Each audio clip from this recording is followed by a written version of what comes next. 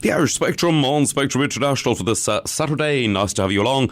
And Realtine, Noreen, it's a double bill play to be staged at the Tristan Bates Theatre, Covent Garden from the 23rd to the 27th of August. Now, it depicts two finely drawn thumbnail portraits of very different women raised in the 1960s Ireland and how their lives pan out in London. Now, the play is written and performed by Janet Behan, who I'm delighted to welcome on the programme now. Janet, good afternoon. Good afternoon. Janet, tell me, you come from a pretty creative family, putting it mildly. Tell us about your origins. Oh, well, going way back, my great-uncle wrote the lyrics of the Irish National Anthem, so that's one.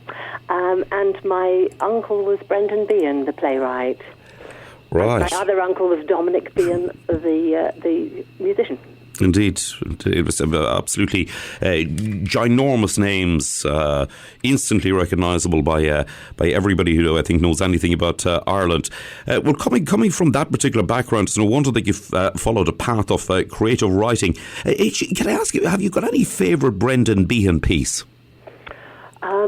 He wrote a very beautiful poem called "The Dublin Jackeen Says Goodbye to the Blaskets," which would be my little favourite, and I think the hostage and the Quare fella, I think both hold up amazingly. You know, given how long ago they were written, you know, I think they've still got an awful lot to say to people now. Indeed. And I understand that family ties are still strong. There was a significant reunion in this century, the year of the 100 years since the 1916 Rising. Oh yes. My cousin. Sorry, I've forgotten his name. Anyway, his second name is Carney, obviously. Yes.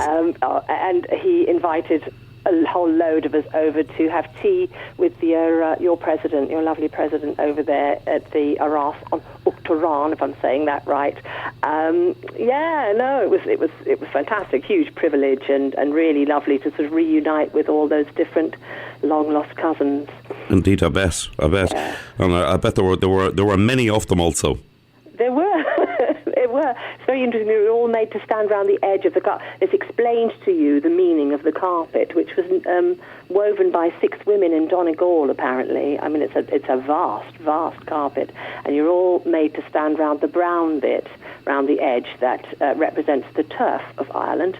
And the president and his wife came round and shook hands and talked to all of us, which was just wonderful, really. Yeah. Lovely. Now, in your own right, you've already achieved success with your play Brendan at the Chelsea. Now, it's about your uncle Brendan Behan, who starred Enniskillen-born actor Adrian Dunbar, which toured in Dublin and New York. What differences, if any, were there in the audience reaction between Dublin and New York? I think in America they took it very seriously, and they sat very attentively. I mean, they were very appreciative at the end, but I'm not sure that they quite got all the kind of the nuance and the humour that I was hoping they would.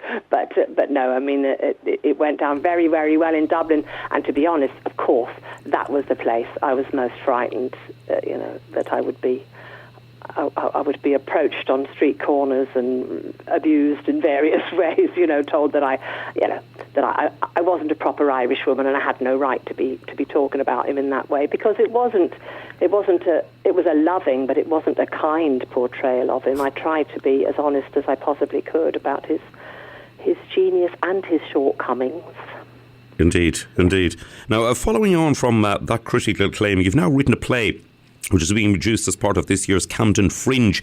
Now, it's going to be staged at the Tristan Bates Theatre, Covent Garden. It's a one-woman double bill, and you actually take both parts. Now, we don't want to give away too much, but is it fair to say that broadly the theme is how the lives of the main players have been shaped by repression and growing up in an era in Ireland when the church was all-powerful? Yes, that's dead on. That's exactly right, without giving anything away. So, yeah. Yes, it's the first time I've ever done a one-woman. I am an actress by trade, and I didn't realise until I'd sort of booked the theatre and got a director and everything that I'd actually never done a one-woman show before. So it's been pretty hair-raising, but we had a little preview the other night, little invited audience of not friends, just people, sort of like a focus group, and they were absolutely enthralled. So I'm very encouraged, yeah. That's excellent. Now, what did you draw on to inform sort of the emotions of the characters, etc.? Well, I've been thinking a lot about that in the last few days because I've been having to speak to people in the press and that. And I think more than anything, it's my knowledge, my sort of inside instinctive knowledge about Ireland in that time, because that was, when I was a child, that was the Ireland that I saw, and I met women, like one woman, for instance, she was told by her doctor that if she had the baby, it would kill her, and she said, well, what can I do? And he said, go and talk to your priest, so that kind of thing impressed me greatly. But more than anything else, when my father died, he'd already, in 2002, he'd gone to Realtine, which is an industrial school, in inverted commas, outside Dublin, as many of your listeners will know. Indeed. And he'd already given written testimony to the commission to inquire into child abuse. And once he died, the lawyer that was helping him with that said, you can pursue this posthumously.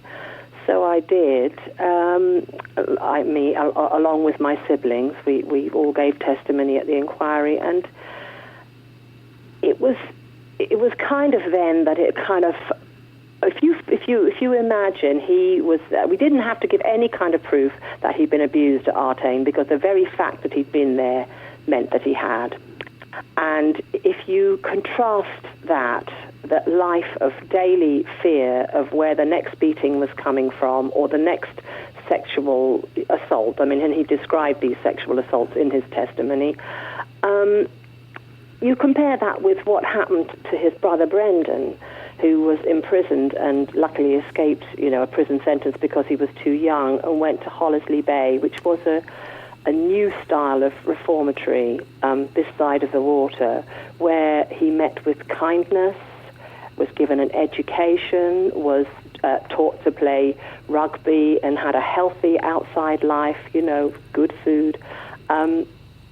That's quite stark, isn't it, really? Indeed. And I think the thing that I want to kind of put across with these plays is that it wasn't the state and it wasn't the church, it was a completely closed system. Women and children, and men, I suppose, as well, had no choice. So at every point in the circle, you were sort of tied into a system from which you couldn't really escape.